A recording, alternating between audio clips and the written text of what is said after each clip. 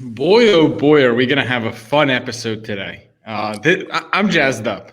If you guys know me, you guys Oh, know how much. jazzed up. Look at that Yeah, Utah. this Oh, is hey now. this is a StarStock episode, so we're going to keep it to StarStock. And believe me when I say, the way we open up is going to tie in to StarStock and why I believe in the platform so much, specifically for raw cards. But we got to start off with BGS shutting down, quote unquote, for the foreseeable future. And I think you've been saying this all along. You've been saying this: the raw card market is an opportunity to be exploited. I mean, PSA and BGS are shut down. Think about that, guys. Think about if at the beginning of COVID, you could have predicted all of the adversity that happened in the sports card hobby and the economy. Instead, a 180, sports cards are on a boom. Everything's going right. And the two biggest grading companies decide to shut down, not because they're out of business, but because they have too much capacity. They didn't expect this much demand, and they want to catch up on the backlog. What a twist of fate, Cage. Is this? Are we living in like a twilight zone? Well, listen, if Amazon Prime and Netflix shut down their streaming services for a month to make sure that they got all their delivery right and you name it, the whole deal, you would think that, it could go one of two ways. One, they come back and they're bigger, stronger, better. They got, their bandwidth is right. They got their content on point, and it's just a better service, and that their brand loyalists will be okay with the hiatus from their stuff because they know the product is going to be better going forward and everything's going to be fine. But the other side of the spectrum is, you would think that somebody has got to fill that void, right? There's a saying, nature abhors a vacuum, right? And basically when something like that happens, it is room for other brands, other models, other plays, right? I think that's part of what you're talking about with StarStock. It's the reason why we see so many other grading companies come out there. It's the reason why we've seen, eBay trying to, fix their model a little bit. They came out with, some new rules today that favor sellers a little bit more.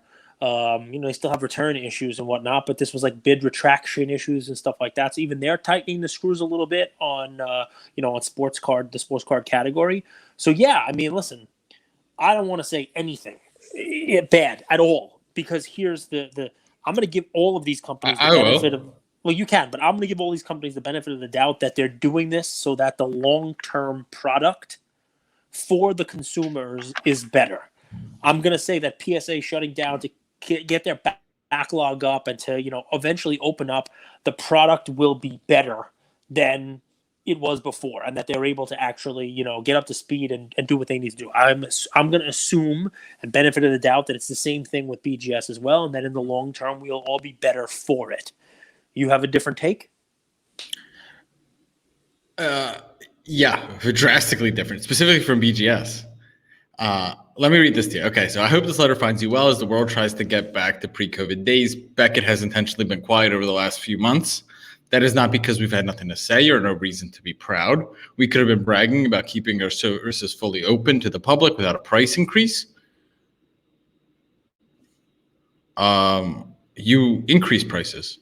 Andrew I remember you increased prices. He's forgotten. No. I stopped right there. Okay. So I submitted my cards June 20th.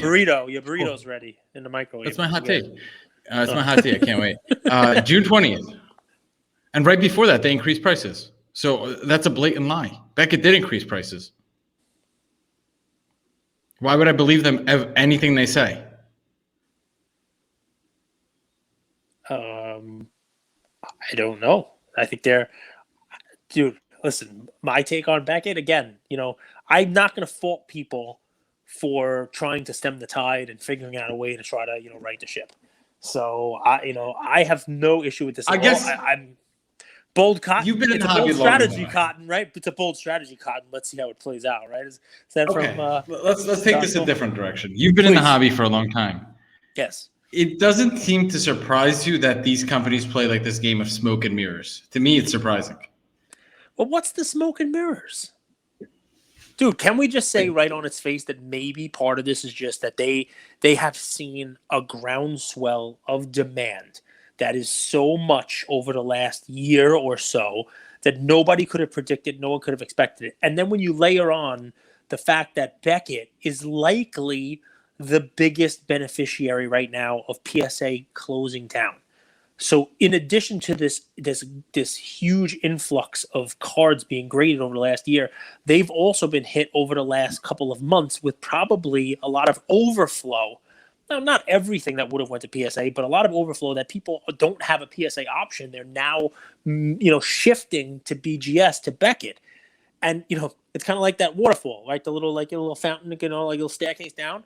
All right, well, PSA's closed and Beckett's closed, right? So now Beckett just showed you that they couldn't handle that volume either, right? Because they're closing down. So what's next? Is this going to shift now to SGC? Is it going to shift now to HGA? Or where is this grading going to go? Or I believe, I'm trying to read the tea leaves here. You talk about the tea. I'm trying to read the tea leaves here. Maybe your thought is a company like StarStock is going to get raw because people are just going to not grade. I'll pivot away from hating on Beckett. I agree. There's no benefit in hating on Beckett. Well, it's not. Listen, I don't. I guess I was just jazzed right? up. I was hoping we would gang up on Beckett and spend 15 minutes of this episode just bashing them. But you're actually right. There's no benefit in that. I know, but it's still even less now. I don't know. We're never gonna know, right? Unless Beckett calls us tonight, we can put this episode on hold and says, "Come look at our factory." And we got on a plane and we flew there and we saw just these just stacks and stacks of stuff that have come in. Unless they tell us the numbers, unless they say, guys, look, we were perfectly fine. We would have been great. But you know what? Over the last 2 months, we got more in the last 2 months than we got in the 6 months before it. We just have to do this. It's a drastic measure for any business to close their doors. And think about it. They stayed open during this entire thing. PSA had to close down, right? Beckett stayed open. They were taking their cards. For it to close now, what is that telling you? It's telling you, wow, we weren't prepared. Maybe they should have prepared, is what you're saying, because they saw PSA having to close down too. So but it begs the question, and it's the point you always bring up in the grading. It's not like on every corner of Texas is a seasoned 20-year experience grader who has the expertise and the technical, wherewithal to grade cards, right? It's not like you can just pick up somebody from Chipotle and say, hey, grade the subgrades on this.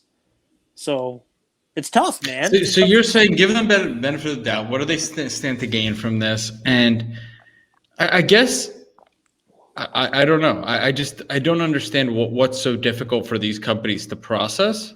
Maybe it is that they just don't have the employees. But they say here that they have been keeping our service fully open and should have been boastful about increasing the number of new employees we have hired. So they've hired new employees, but yet they're still shutting down. I guess to me, it's not about maybe Beckett. It's just losing confidence in these traditional grading companies, the grading companies that have done things the same way for a very long time without adapting new measures. I guess maybe that's what it is. It's confusing to me. It just feels like if you're a business, you should want more demand. When there's more demand, you close shop. It's contrary to everything that I understand from a business perspective. I understood PSA because PSA was the breadwinner. Everything went to PSA, but I don't think that much stuff goes to BGS anymore. Maybe it changed. And listen, it's adapt or die. So if your point is that the old way of doing business isn't going to work now, that's fine.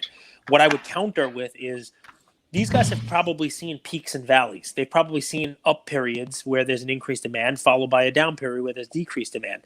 And it's difficult to man up and staff up and get a million more people and get ready for all these cards, right? Because they probably have seen it before.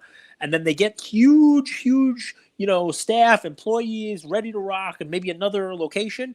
And then as they're building up and they're spending more money, the demand drops off the cliff. They probably have seen this in cycles before. And that's difficult because you have to balance that as a business, right? You can't just let me get huge because I know maybe this tidal wave of grading is not going to continue. And now they've gotten a huge spend. They've built up their staff. They've gotten more space, you name it. And the amount of cards coming in drop off and what? They got to lay people off then. And it's like a whole thing, right? So it's a difficult balance that they have to strike. Right now, the only thing I'll say, look, HGA, keeping it to 8,500 cards for their submission. They discussed that today. They have the benefit of seeing how this glut of cards that have come in, what it will do if you just open your door and say, all right, we'll take in as many as we can, right? Because what Beckett has found out is that more is going to come in than they expected, obviously. That's the only reason you close down. The only reason why they close down is that means they have more than they can handle presently. PSA had more than they could handle. They had to get the backlog and fix it. The only way to fix that going forward is to make sure you only take in what you can handle. And right now, only HGA is doing that. I promised you guys that at the beginning of this episode, it would be worth your time. So here are my plays. Oh, this 2021 class has been completely forgotten. Just completely forgotten. Outside of LaMelo and Edwards, no one's even looking. And guys, we don't forget, this is a StarStock episode. We're about to get into the StarStock data. But I want to bring you something that I think is going to be interesting. You could get guys like IQ quickly, his StarStock A, Tyrese Maxey, Tyrese Halliburton. These kind of what were considered second tier. And I'm talking about the Prism card, the Prism StarStock A cards as well.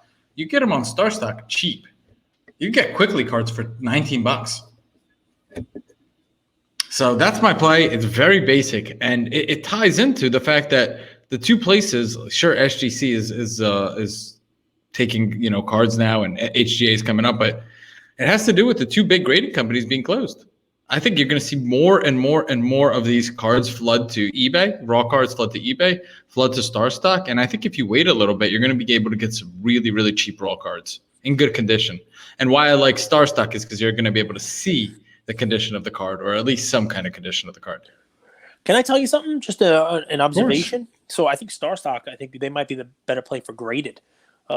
Just because you don't have to worry. See, eBay's changing bid retractions, and eBay still has problems with returns. And somebody believes in Trae Young now and wants to gamble. I saw a bet that the Hawks are going to win the whole championship. Somebody put down at MGM. If somebody believes that Trae's going to take them really far in the playoffs, they could buy a Trae card right now. If I'm holding a Trae card right now, I want it in StarStock. I don't want it in eBay, because that person who's looking to bet on Trae, they're betting on Trae when they buy from StarStock, right? And if Trae loses this round or the next, I'm not going to get an email saying, here you go, it's back. Sorry, there was a problem with the case. I'm not going to get one of those Fugazi response returns from eBay. And StarStock beats that. And here's the why I think StarStock is a better place for slabs than for raw. And the raw is great. I understand what you're saying, especially on Prism. It's a perfect thing because a lot of people didn't grade those. So I love your play because it's exactly what you should use StarStock for. Like I'm saying, slabs works, but those Prism cards, there's not that many of them in slabs. People weren't grading any of those. They're not paying $300 for a PSA 10 of a Halliburton. They're not paying. It doesn't matter. You get a PSA 11, you're still not getting your $300 grading fee back, right? So. And you know how many people out there are only PSA or BGS and grade nothing else, like just out of a point of pride? Yep. And they're ripping these Prism. And I'm talking about just this year's NBA Prism class. Specifically, that's my play. They're ripping them. Like PSA is closed. Oh, now even BGS is closed. You're going to be able to get some really, really nice condition raw cards. And if you have a bit of patience, I'm curious. I think the market picks up at the end of the year. I think this draft class is a little bit underrated. I think they're going to have a much better second season. So I think you're going to get this on pennies on the dollar, so sometimes in the heart of summer. I like it. No, I mean, I do. So here's the one thing I will say, right? I would hope it would be either, to hold in your collection or maybe grade one day when things kind of, clear back up. Because I did go to a card show this week and I made a big deal about it. Have some posts. We've talked about it in a couple episodes now. Ian's case had rows of graded, and then he brought, a card saver box and he, filled with raw stuff that we just haven't got a chance to grade yet. Some soccer, some Mason Greenwood, if he ever is allowed to play again. He's always injured, off the Euro team for England. He's off the English team for Euros. Are you flexing your soccer knowledge? You read a headline. No, I'm just upset. Like, it's one of the few guys. It's one of the few guys I bought money. I put money into. So he's one of the few guys I follow. That I actually bought some of his cards, and I'm like, this guy, is he ever going to play? So he's good. He's good. So I guess we'll see. Right? I know he's very young, but point being, we had a bunch of them in our box here. Some Mookie Betts Prism cards. Just all stuff that we were planning on sending to PSA. Prism basketball rookies, some Wiseman, some Halliburton, you name it, and everyone that we showed to, for like trading purposes, you name it, we would say, okay, this box has ungraded. Oh, I'm only looking for graded stuff. I'm only into the graded stuff. I only want to talk about graded. I only have graded. Right. I only want to trade for graded. So This is a play this is like a bro name type of play. You know how he likes to be ahead of the curve. Mm-hmm. So to me, when everyone's looking at graded, you look at some sought after raw cards that when PSA, because think about this, the reverse of this press release will happen. Yep. Sometimes and this is a good dovetail because I want to talk about the market, and the market's getting crushed right now. And honestly, I think we still haven't found a bottom. That's just my own opinion. Market? The hobby market, the crypto market, the hobby market, the hobby market. Okay, all right. No, the hobby market. The hobby market hasn't found a bottom. Like it's the StarStock index is down this week as well, across the board.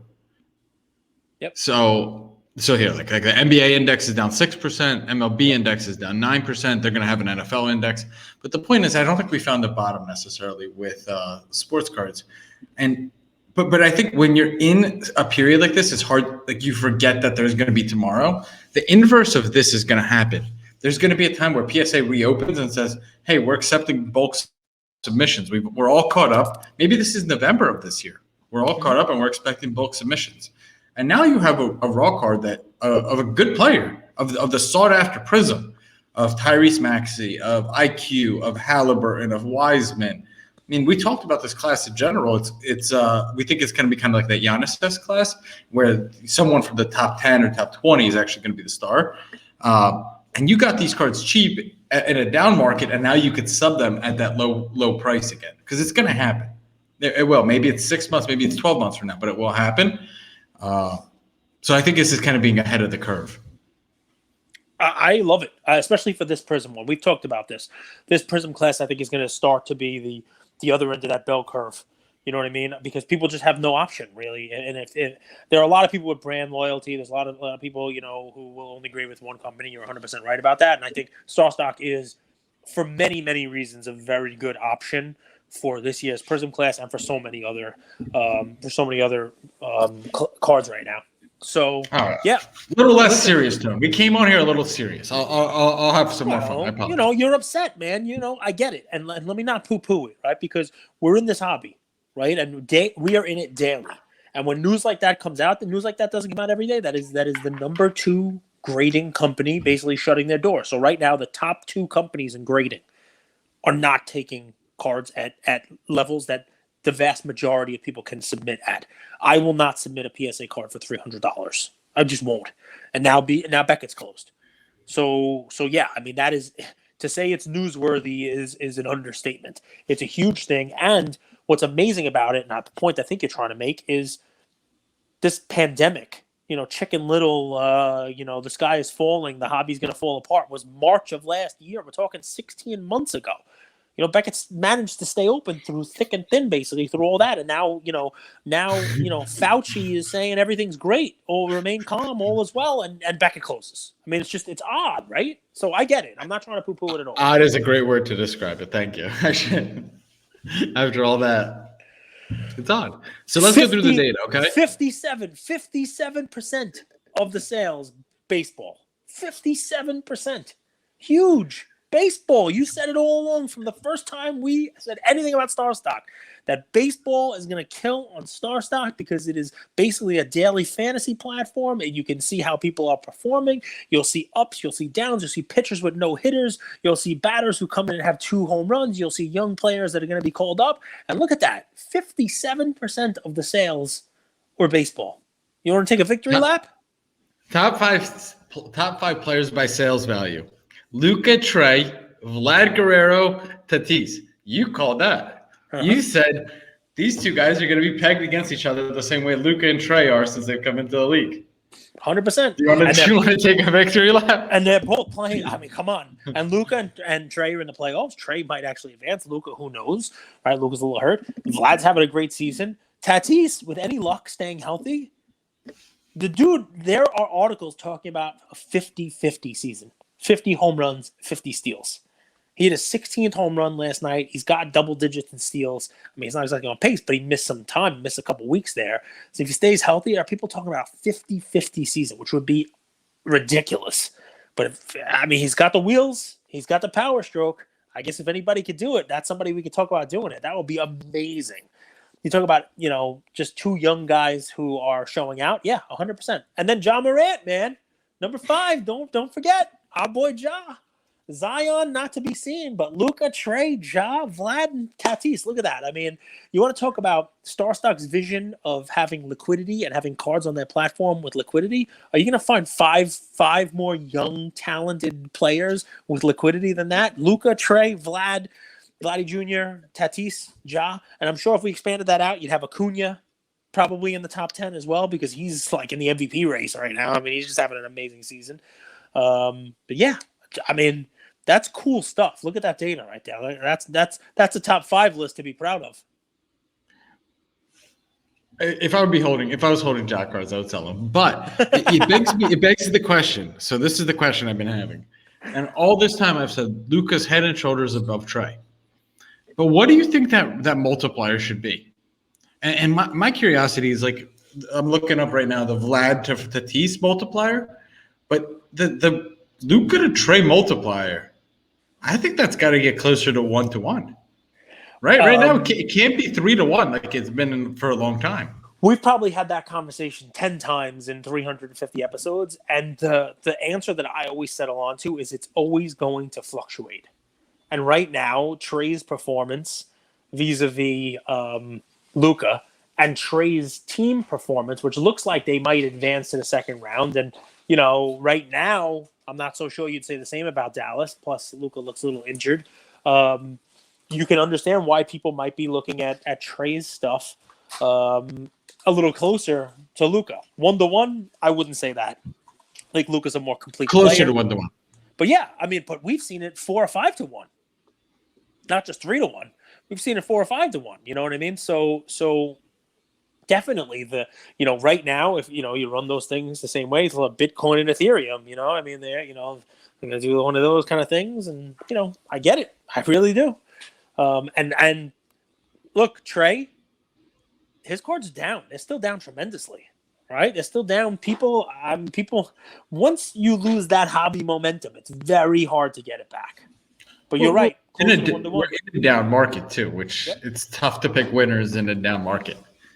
What do you make of the down market? Like, you would think that PSA being closed down, less inventory, so cards would go up, but that's counterintuitive. What are you making of this? Like, how much longer is there going to be a down market? If you had to predict, no gun to your head, none of that, would you be buying into the StarStock index now? Would you be waiting a little bit? Give us a little macro, Cage, before we get into. So here's a couple minutes. It's going to take a couple minutes, but here is producer, clip this. Okay, here's your clippable moment. So if you're paying attention to the podcast, here's your pay attention. All right, it's going to get worse before it gets better. Okay, it's going to get worse before it gets better. And I actually like that Beckett and PSA are ripping the Band-Aid off and looking to make it better, even though they realize short-term it's going to get worse before it gets better. And I think the same thing goes for the hobby. And I think with that, with the closing of PSA, with the raising the prices, with the closing of Beckett, with that closing of retail, with Target and Walmart not allowing people to flip, we are going to lose a segment of the hobby. The retail flippers, the people who were just in this, the people who were riding it up and only saw it go up. And I'll use an example, Top Shot example, right?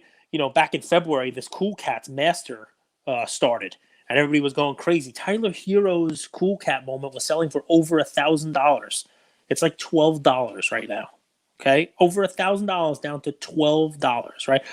I bring the Cool Cats up because today is the day that people who have been collecting this master challenge to get the LaMelo moment have held 29 moments. Right? They do challenges upon challenges. They had to buy these moments from Devin Booker in the beginning, Luka, the first one, all the way up to Steph Curry and the Joker and all. It's like a big thing. It's like a sense of pride. We're going to complete this master challenge. And the master challenge got completed today, and everybody got their moments.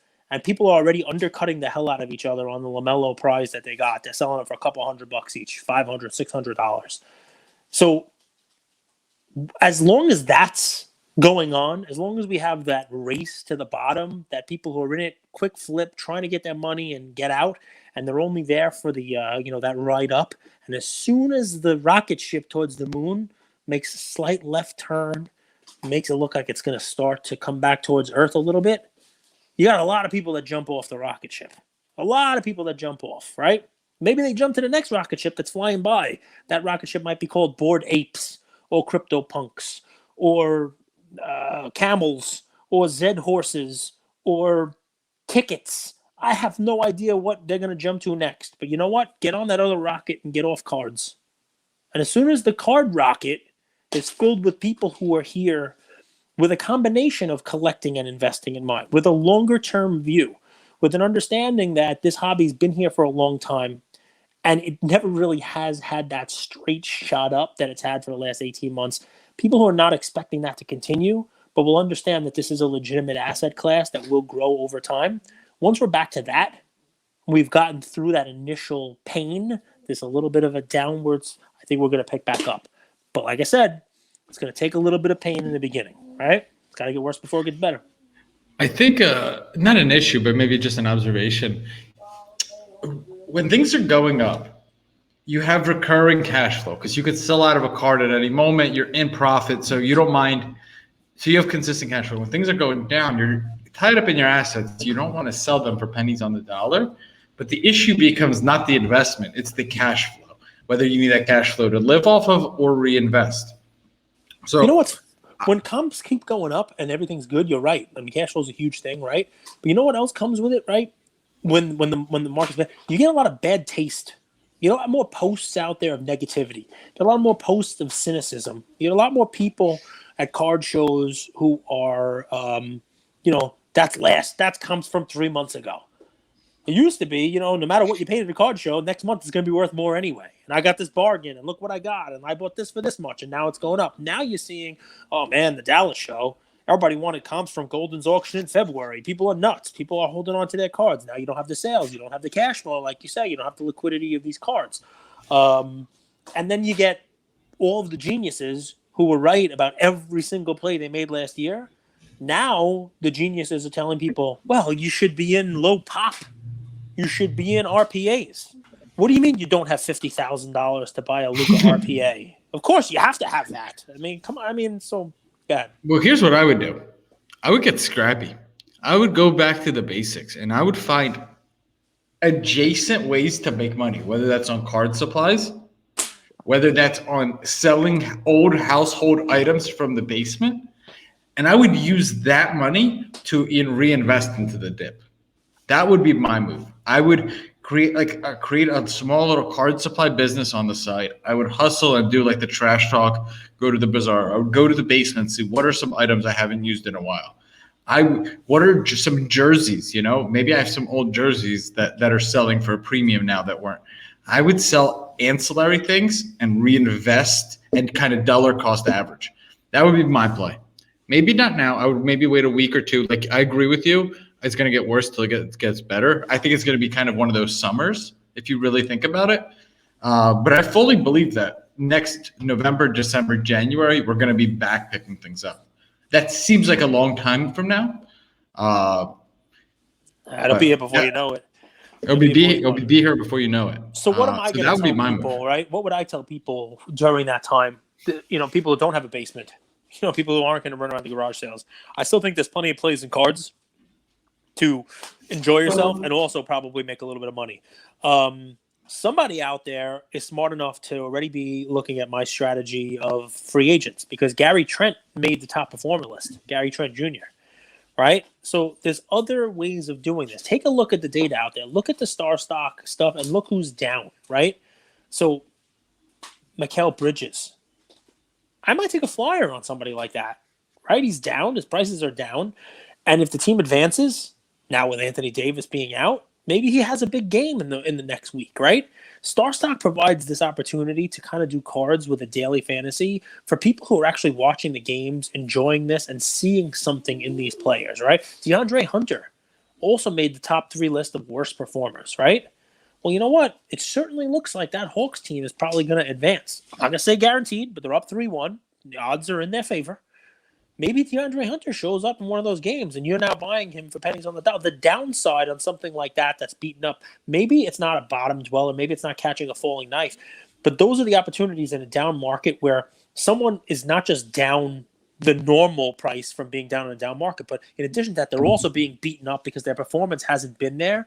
But it's just going to take one to turn around. Look who the worst performer is this past week. Well, I was just going to say, guys, so Cage was reading off why I brought up Mikal Bridges and DeAndre Hunter. They're on the worst performer list.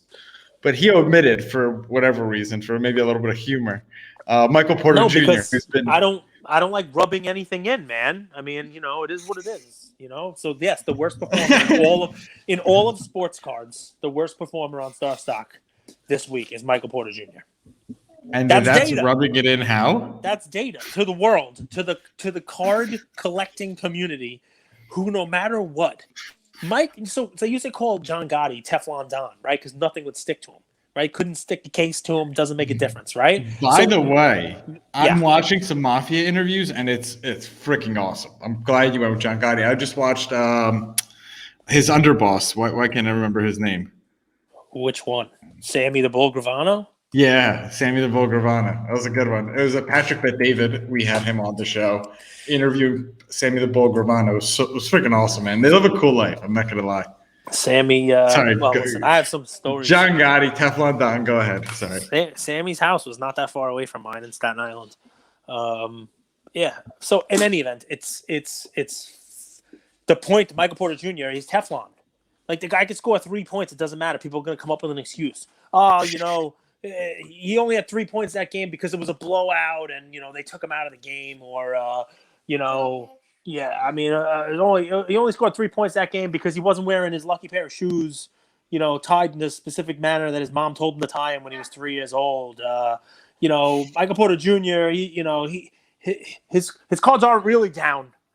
You can't really look at just that one card. If you look at this card that I own, it's actually up. Okay. All right. Michael Porter Jr. going to be the MVP. Down 51.3%. Can we clarify? Because I don't want any hate mail. But here's the thing. What Cage is doing is Cage is taking my one statement about saying that he has Durant-like talent and he's going to be a future MVP. And he's just extrapolating all the crazy stuff he reads on the internet. Yes, all on you. But ready for this? You ready for this, Luca Nation? If he's really down 50%, buy him. Buy him. Because his team is likely moving on. And you think so? Yeah, I think they're going to move on. I do. And it's going to be a good game tonight. But at 50%, even if they don't, people are expecting big things out of him last year. If you could buy somebody at a discount who has potential upside, why the heck not? And maybe he shows up tonight's game, right, and scores 50 because he's going to be the MVP, right? He's Kevin Durant-like, right? He cannot be stopped. You can only hope to contain him. He's MPJ. I mean, he's like the second coming. He walks on water. He turns bread into something and water and wine and all these great things with the fishes. I mean, he's Michael Porter Jr. It's going to be fantastic. I mean, come on now. So Look, Nation, we have a basic mantra. It's actually we just ask each other to make sure we're staying on it. Are you having fun? And I could just tell that. I don't even have to ask Cage. He was having fun with that. I was having a lot of fun with that, 100%. I took a Michael Porter Jr. card to the card show with me. Nobody wanted it. So, so listen, point being, guys, back on it, right? We've talked about ways to play this stuff. Look at who's gotten beaten up. Do you know who the number one top performer this week on StarStock is? I have mentioned him in literally every single StarStock episode we've done because he's either in the worst performers or the top performers. And you could literally 1 week buy him when he's down and the next week sell him when he's up. Every single week we've done this. Kobe White is up 46%. Why? What's Kobe White doing? Did he win an eating competition somewhere? I mean, he's not even playing. Why is he up 46%? I have no idea. But he's up. And next week, guess what, guys? Even though he won't be playing, next week he'll be down. He'll be on the list. 30% more than anybody else. Markelle Fultz is the next guy on that list of 15%. I mean, and Fultz, by the way, it's another example. 3 weeks ago, that was a person who was down. He fell off a cliff, was down 50% on the worst performers list. And Sam, who guys, make sure you listen to Sam's segment here. He's always got really good takes on the stuff. Sam pointed out Markelle Fultz and said the guy didn't play the whole year, he's injured. What's the justification for him being down 50% this week over last? And if you bought in at that dip, he's now been on the top performer list twice since then. So that is a way to play this stuff, right? So even though we're talking about how there's going to be some pain in the market, how there's going to be some short-term continued downward trend before we clean this up and start moving upward, right? Even though you're going to have that, there are ways to play this. There are guys who are bargains. There are guys who have been beaten up for no reason whatsoever, and you can grab them and ride them back up. The positive part for me about StarStock, because this is a StarStock episode, is there's more activity. There's more cards on StarStock. There's more parallels. There was more buying and selling and movement. And I fully believe, guys, you're gonna be repaid in mass when you get into a bull market with StarStock. I fully believe that StarStock is going to be crushing when there's a bull market. But Cage, I'm curious. You've been through cycles. What would you say to people who are a little discouraged? It's going to pick up. Just like it couldn't go up continuously, it's also not going to go down continuously. I know that's a gambler's fallacy, right? You know, if it keeps landing on black, let's bet on red because eventually it's going to be on red. But this is not a spin of roulette. These are actual assets. It is an asset class. These things will put floors in. And I think just to stick with my gambling, analysis or analogy here, there are ways to bet smart. There are ways to tip the scales in your favor. And in cards, more than in a casino, educating yourself, watching the games, learning about the players, using the resources that are out there will allow you to make a play. I'm going to call it a gamble, but make a play on something, even in a down market, where you can, tip the scales in your favor. Just look at the data we have here, right? The worst performer list, right there in the middle, down 34% from last week, is Lewis Robert, right? Now, he was injured last week, and he's injured this week, right? For him to be beat up 34% makes no sense. Right? He's out for a long time. We knew last week he was out for a long time. We knew this week he was out for a long time. He didn't go to the plate 40 times and strike out 35 of them. There's no reason right now to justify that other than he's a very liquid card. A lot of people put his cards into StarStock, and they're now trying to buy some football cards. And one of the easiest way to move their portfolio around was to sell some liquid Lubobs in order to buy their Josh Allen cards this week or their Lamar Jackson cards or whatever it may be. And that's an opportunity, guys. So Lewis Robert, down 34%, maybe he doesn't play this year. He's going to play next year. And he's going to get the ball out of the park, and he's going to be doing what he does, and he's going to be back riding high, tops in the hobby, and you will have bought his card at a discount. If you're a bigger fan of Eloy Jimenez, he was also down 34%, right? If you're a believer in the Astros, Bregman was down 30%. Yep. That was funny, buddy? You like that? So Bregman's huge. Bregman's a perennial MVP front runner right there, down 30%. You know who else was funny? Even though he's one of the higher valued guys, he didn't make the top 3 list, but if you read these numbers a little bit, down 20%. Juan Soto down 20%, right? And he will start to heat up again as well. His team's not playing well. They've been losing pretty often. But that's a guy, he's so young, where it's another person who you can buy at a discount. That's buying a blue chip at a discount for while the market is going down. That's what I'd be doing. That's, find a player you like, figure out a way of what you're going to do for the next 3 months, right? Here's what my pie of investing is going to be, right? I'm going to invest $1,000 over the next 3 months. Let's slice it down the middle. 50% is going to be high risk, high reward. 50% is going to be low risk, steady growth, beaten up guys. Or 33% high risk baseball prospects. 33% GOAT guys. 33.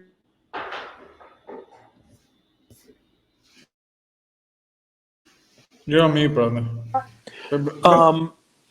Yeah. So that's it. That's the deal, man. That's what I would Love do. it. Figure out a way to split up that portfolio that makes sense to you. Guys, stay tuned for Conrad section. I'll say this.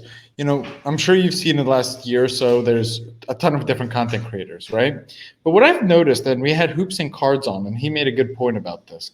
Guys, check him out. Hoops and Cards. He's going to be on the Come Up with Cage next week. Awesome guy named Gary. All these content creators, they talk to different communities. So, like, let's just use sports card nonsense as an example. I'm in their Facebook page, big fan of Jesse, big fan of Mike. Well, their audience is completely different from ours. Their audience is a lot of people just joining the hobby. Like day one, just learning. They might have even bought a card because these guys came from the Ringer, a different audience, right? Well, why do I say that? Despite everything you're seeing, there's so much new money coming in. There's so many people coming in and buying cards for the first time. They're coming in and they have kids and they're going to go to shows. It's not big money. It's not like Rob G comes in and drops $5.2 million on a mantle. That's his first ever card buy. It's the little guy. But those little guys add up. And they taste it. They enjoy it. They have a good time. And over time that accumulates. They tell their neighbor. They tell their friend. They tell their enemy. So despite what you've seen, I'm glad you like that. If I know it's a successful episode if Cage thinks I'm funny. Yeah, man. No, it's funny. Well, you're going to be funny if you use my jokes. But so let me positivity. So the one other thing I didn't throw in there, yeah, it's great to have a plan, right? It's great to do the whole deal. But you know what else? While it's a downturn, you know what else you could do? Help somebody. Help somebody in the hobby, right? Somebody who needs a hand up. Somebody who wants to trade. Go look on stories. Oh, I got this one available. Maybe make a trade. Maybe trade something in and out of your stuff. Find somebody who got into the hobby last year who maybe, you brought in and, figure out a way to help them with their collection, right? There's always fun ways of doing that, right? I mean, a couple of my friends, I got them into Top Shot, and now they're like, what do I do? Well, you know what? Spend 20 minutes, chat about it. What's your long-term goal? What do you think about this? Where are you now? How much are you up? How much are you down? Do you just want to break even? Do you want to cash out now? Where do you want to be in 6 months? Have those conversations. I think it's important that we try to help folks out in the hobby. It builds up that community. It builds up that fun. And I'll say it right here on this episode, guys. We have groups. We have 1 million of these things. But I know there's plenty out there who have a bunch of questions about the hobby, a bunch of questions about your own collection, a bunch of questions because it's not that easy anymore. This was easy for a while, and it's just not easy anymore. But you know what we have? We have an entire community. Luca Nation is here to help you out, not just Andrew and myself.